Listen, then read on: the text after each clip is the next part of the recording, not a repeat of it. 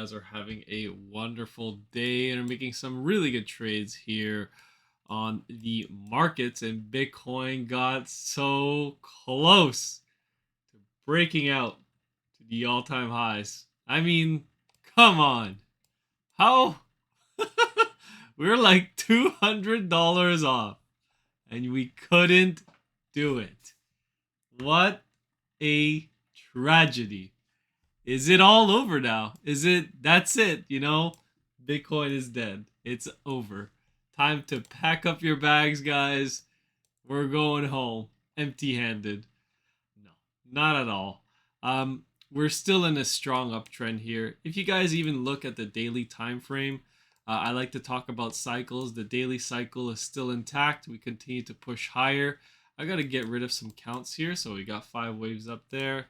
3 wave move down here. Beautiful. It actually did a little bit more of a complex correction with an X wave, stopped everyone out, and then started to reverse up.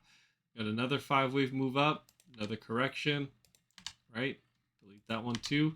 And now you're essentially inside of this potential another 1-2 setup, which would be very bullish if it can hold, right? Again, you don't want to go past 65,000. Anything below there, then you'd have to probably say that the move is done. And what you got here is a 3-wave move up, a fake out, a flat, and it's gonna rip down. Like, I mean, like, you're gonna come crashing down in a fireball and you're gonna be like caught in this dip buy area here between 47,000 to 37,000. It's a big range, but a move that big needs a big range to be caught in, right? So if Bitcoin can continue to churn up, then that's great. No problem there. We got some pretty nasty pullbacks these last couple days. Today, again, even with the markets bouncing up today, Bitcoin could not eke out another move up. It was kind of tapped out. We actually went up to 71,200, but that was all she wrote, and we lost it, and it just fell back down. Let's head over to the daily time frame so you guys can see here. We're going to get a new candle in about 40 minutes. But we got a bearish red dot right now, and we got some bearish numbers on the dual band strength index. Confirmation of a possible top coming here. It would take a pretty big pump right now in the next 40 minutes to get rid of this. So I'd go ahead and say, like, we're possibly going to print another red candle. But the 12-hour is already starting to turn. You still got some bearish dual band strength index numbers, but as you get over on these smaller time frames, it starts to get better and better. The weekly time frame is definitely very bullish. We got a pump from 65,000 all the way to 73,000. This is a very bullish dual band strength index candle. I love what I'm seeing right now on the bigger time frames. The 2-week is even better with an 18 and a -5, and you got so much increasing green money flow. Like, this is just telling me, like, this is about to run, right? This is about to run, gap and run, like kind of thing. Let me get over back, excuse me, on the smaller time frames. So I wanted to talk about the smaller time frames. So 4-hour, you still got green money flow. Momentum waves aren't looking the best. Looks like we could actually see some more downside. The 3-hour, similar situation, 16 and a -5 on the dual band strength index.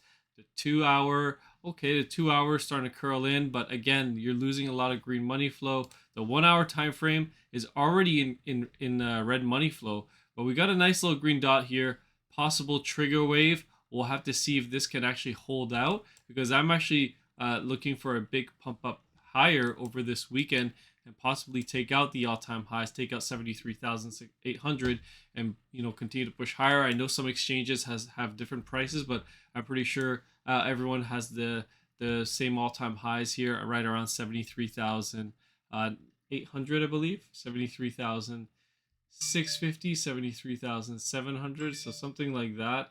That's the all-time high that we need to take out. Again, we got so close. It's just unbelievable that we weren't able to do it. I guess too many people were selling. 30-minute time frame shaping up for sure. You got a 17 and a -5 on the dual band strength index. 45-minute looking good as well.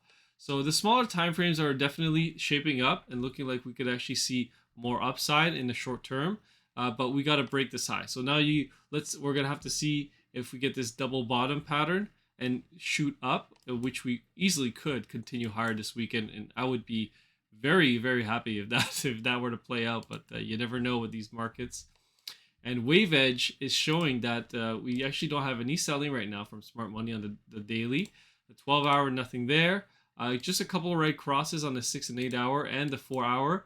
You got a green cross right now. So green cross at the 4 hour time frame at 68,800. So to me, this looks like this level should be defended.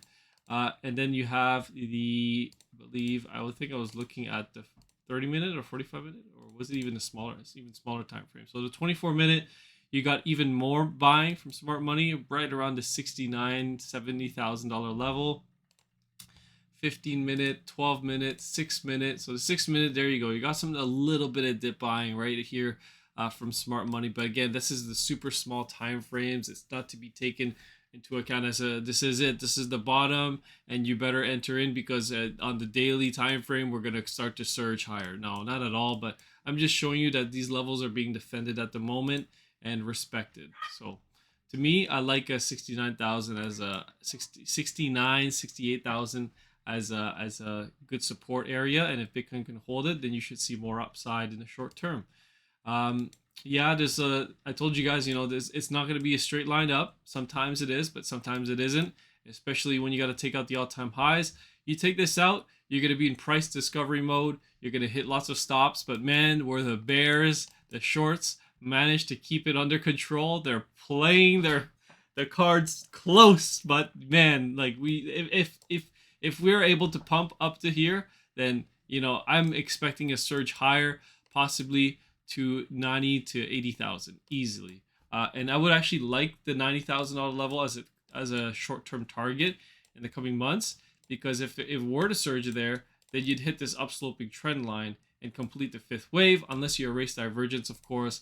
But that's what we're looking for right now. We got a nice 5-wave move up, 1, 2, 3, 4, and now we need to see this play out with an extension. It's very messy.